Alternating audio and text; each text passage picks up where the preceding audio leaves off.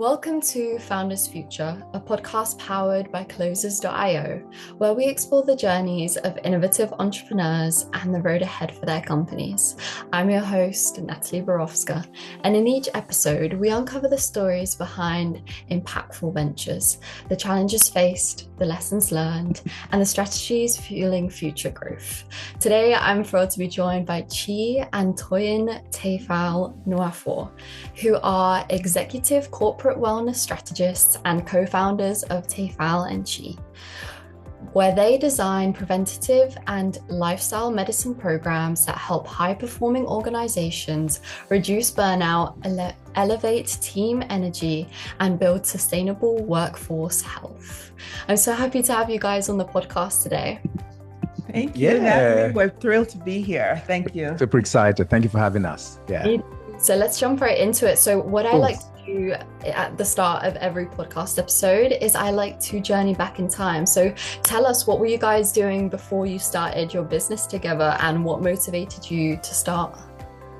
Great. So I'm an infectious disease physician by training and background, in clinical practice for more than 2 decades, more recently in pharma, but have always had obviously strong interest in health and wellness. And so what we were doing before was, as a clinician, as an author, a podcaster, obviously a wife and a mom, and really kind of bringing that into this partnership with founding Tfal Chi, this health and wellness consulting platform. So it was a way to bring my background in medicine and healthcare into doing this in a different scale outside of the clinical walls and to reaching, people and organizations, obviously doing this with my partner. Yeah. Yeah. And, for me, health and wellness has always been part and parcel of who I have always been as a kid. And I grew up as a sickly kid. And from that, that journey of trying to be the very best version of myself has taken me into the journey of healthcare, or through working with, big corporations, trying to figure out what it is and where they're spending their money, how to make healthcare more local for their consumers, how to make the consumers, better consumers of their own health, and make those connections for them. So walking around the country, doing a lot of, consulting around the country, setting up, boot camps, working with universities around the country, and big organizations, oil and gas and all of that. So we felt at some point, how do we make this partnership of coming from a healthcare background? I'm also a licensed psychotherapist. How do I bring that together with my wife to come together to make something that makes sense from a clinical perspective and a wellness perspective, and joining that together? Yeah, I love that so much. It sounds like health is a major value for both of you. So I think it just makes sense to go into this together. And it sounds like you guys really complete each other and make it very holistic, a very holistic approach. Yeah. So I'd love to know a little bit more about your guys' ideal customer and who you guys love to work with. Absolutely. And I'll let you take that one, Chi, but I love how you picked up on the kind of the holistic approach, and having worked in both in the clinical walls, but also working with insurance companies and stuff, to actually understand how impactful prioritizing your health is, not just on your physical, mental, emotional health, but also on the financial health, and what that means, right? In terms of by the time you finally retire, what are you looking like, and what are you feeling like for all that? So it was interesting to bring those backgrounds in together. So ideal customer. Prior to doing that, looking at, we spend over close to $5 trillion in the US on healthcare, and our outcomes are still one of the worst in the world when it comes to different chronic diseases and all of that, cancers. So we started working one-on-one with our customers, working with, one-on-one, trying to meet people where they were at the time.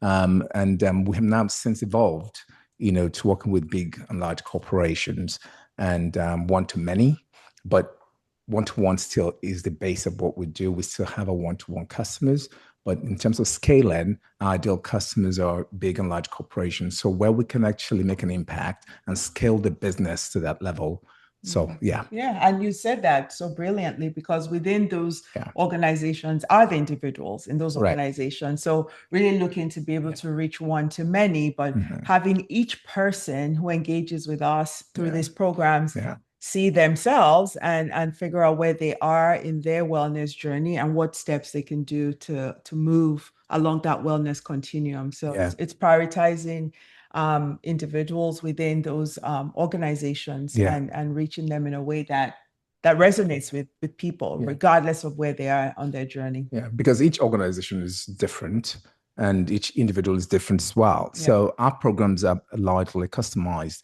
to the organization, what they're dealing with, and we meet them there, as well as the individuals as well.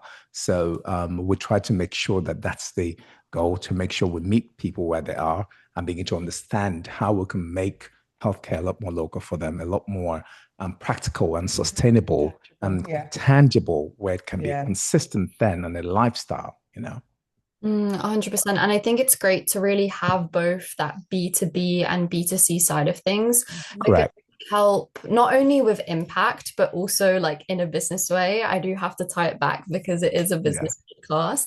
But with that, if you work with B2B, like large scale companies, then those people on an individual level can come back to you for individual coaches. Absolutely. And if you have people that do individual coaching with you, they can say, hey, it's been excellent. You should come to our business and you should let everyone else know about this. So let's talk a bit more. You nailed it. Because those have definitely been stories and things that have happened from individual clients who are like, oh my gosh, you need to come to our workplace and do a lunch and learn series with us, or vice versa, right? During those engagements, people feel like, I need a bit more, something a little more individualized, personalized, and they reach out. So you nailed it, Natalie. And talk to us a little bit more about your marketing and lead generation. So it does sound like I've touched upon it a little bit in terms of like you guys are like very much having that synergy between the two, like B2B and B2C. But what else are you guys doing? Is it like social media? Are you guys doing some paid ads? Like what's the story there? So I think it's a mixed match of everything, right? So we have almost like an eclectic way of, doing our marketing, right? So we have our word of mouth, of course, because our customers largely, we can proudly say that over 90, 95, 98% of our customers remain with us, right? So with the word of mouth, the marketing, social media is huge for us. And I believe we shared, some of our platforms already with your team prior to this call. So social media is big. Marketing, we do marketing one-on-one. We also do a lot of emailing and different on different platforms, and also when we do these engagement with some of these organizations, as you see, I work on LinkedIn. A lot of these engagements have fortunately been able to link us up with other organizations who have seen our work and want to be able to partner with us. So partnerships with local organizations, with national organizations. We even work with people internationally as well. Yeah, and I think that you nailed it, because the ability to reach people, and again, some of it is people kind of sharing that and passing it forward, and then really getting out there. We have more recently a partnership with like Bravehearts TV, really putting out content that resonates with people and things that are important around sleep and gut health and preparing for your clinical visit, all of which in short, like conversational way that allows people to feel like they're part of the conversation and they can do something with that. So really engaging people in different ways, and also amplifying the work that, partner with other people in wellness. And we do give back quite a bit and do things with organizations and individuals, small groups, just as a way to continuously have that conversation. And we also do, we also partner with clinical organizations. My wife has a physician. There are physicians who partner with us as well, because they're looking to close that gap between what you have in the clinical space and also what's outside of the clinical space. You spend over 99% of your healthcare outside of your doctor's presence, right? So you get your advice from your doctor once or twice a year, and the rest it's up to you, right? So we make that connection. We're the conduit. Yeah, it's a concept, and make it engaging, interactive. And making people feel accountable for their health, that they can do this stuff. Yeah. It sounds like a lot of like education, just like Yes. increasing awareness. And I think Right. that's great in terms of like lead generation, really utilizing organic to build your reputation, showcase your Right. story. And then with that, that really translates. And LinkedIn is honestly, I would say, the best platform for you guys. You guys are targeting those bigger corporations. I think they're all on LinkedIn. So Yeah. 100%. And then talk to us, what is your guys' goals for the next 6 to 12 months? Like what targets do you really want to hit in the coming year? I'll take that, honey. Oh yeah. Sure. Targets more people. Yeah, I mean it's great. I think, just being able to Yep. scale up and scaling up, being able to have, it's not necessarily kind of the numbers of partnerships, but the ability to have deep partnerships where we can partner with organizations and actually have them see the impact of those partnerships, because those tell the stories for themselves. So being able to partner with organizations and in a way that is structured and meaningful and able to tie to whatever their pain points or met needs are, right? So there's a lot of work we do before any of our engagements to understand what their, big spends are, what their pain points are. So that's a target in terms of that. The second is to be able to have additional platforms to amplify those stories, right? Because if our brand is literally, we say Tfal Chi, it's about really having people invested in their wellness and seeing it as a strategy, not just for themselves, but for generational health.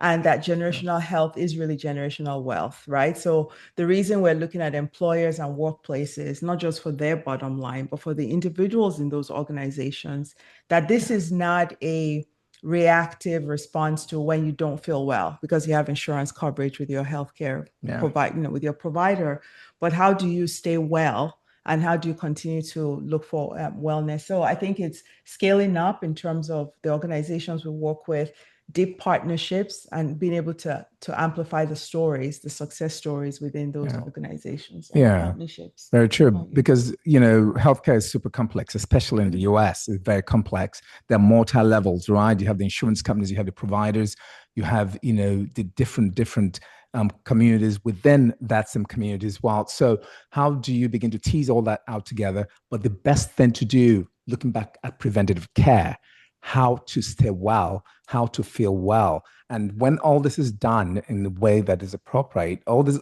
big organizations will begin to see a trend in the healthcare come down. The spend begins to come down because now I know I have to get my, physical. I've got to get my biometric screenings. I've got to get my shots. Whatever goals I set for myself. To be the very best version of me, so I can be present at work and be really present and not absent as well. Absolutely. That kind of thing. Those absolutely. And that even when people have, diagnoses and conditions that they're dealing with, there is still a role for secondary and tertiary prevention. A lot of times we focus, and we should rightly so, on primary prevention, but sometimes people kind of like, all right, I already have diabetes and high blood pressure, kind of, but even within that, how do you continue to optimize your goals? So that's why when we work with organizations and we have groups, everyone still has something they can take away and work on, right? Regardless of where they start. So our logo is, one of our many is, it's never too early and it's never too late, right? When you get on that, that's your day one. And how do we kind of continue to move? 100%. Yeah. And I'm a big believer in like preventative care. I mean, Yeah. my mum always taught me like if you don't have your health, you have nothing. Nothing. That is Very correct. posh when you say it in English, but in Czech it makes a lot of sense. And it's just so important to have that prevention, not only on that like individual side, but also for companies. Like if Exactly. people are like very sick, like they're not working as hard, they're not coming to work also like with their cup full. So it's very important to make sure sleep is right, they're eating right, and all of that stuff. So really increasing fitness. Absolutely. 100%, and now just real quick. So it's not just a nice to have, right?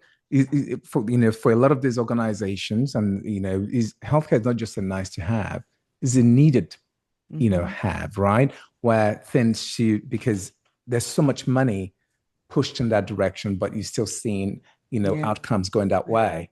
how could we make sure that employees within the workspace understand fully education, which we provide, that there is a connection between the foods eaten at the cafeterias at work, what you're doing outside, how you use your insurance, benefits and all of that. How does it make you a better consumer of that organization's monies, right? Yeah. That kind of thing. So, absolutely. No, absolutely. Yeah. You nailed it with the prevent. And so when people understand that, right?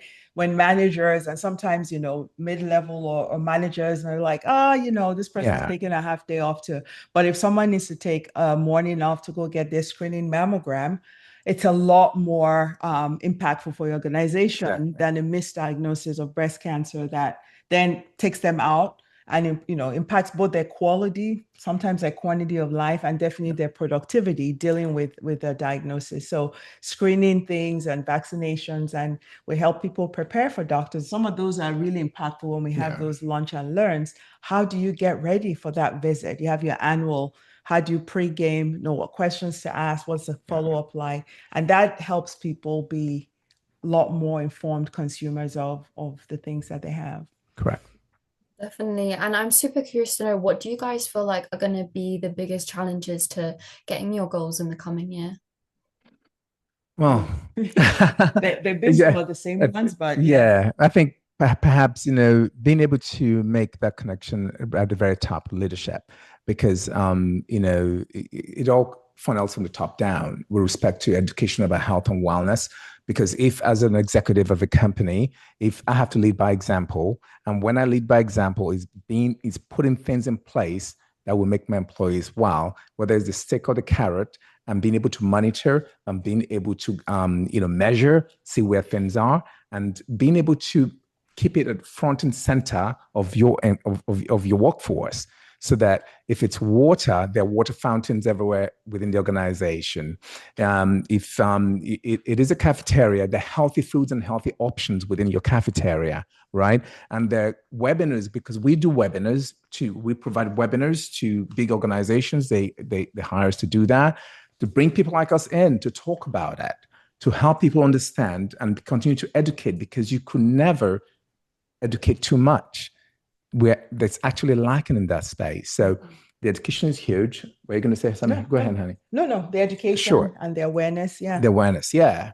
So that's huge. And we always leave everything with a call to action. So I think the biggest barrier or challenge has always been, like something you said, people like wellness is not, and I'm prioritizing the health is not a nice to have, or like if I feel well, everything's good, having people know what their blood pressures and blood sugars and having the tie to what that means, right? These aren't just numbers, and what it means when they're off, and how you may have no symptoms until you have a really bad endpoint. So I think the challenge is just having people understand the importance, and people leaning to change really for two reasons. It's either, altruism, because that's the right thing to do, or it makes financial sense. So when we meet with people, try and have them understand why this is important for their organization. For some people, it's the numbers. It's the bottom line of productivity and, presenteeism is not there. Or for some people, it's like, this is good. We want our workforce to be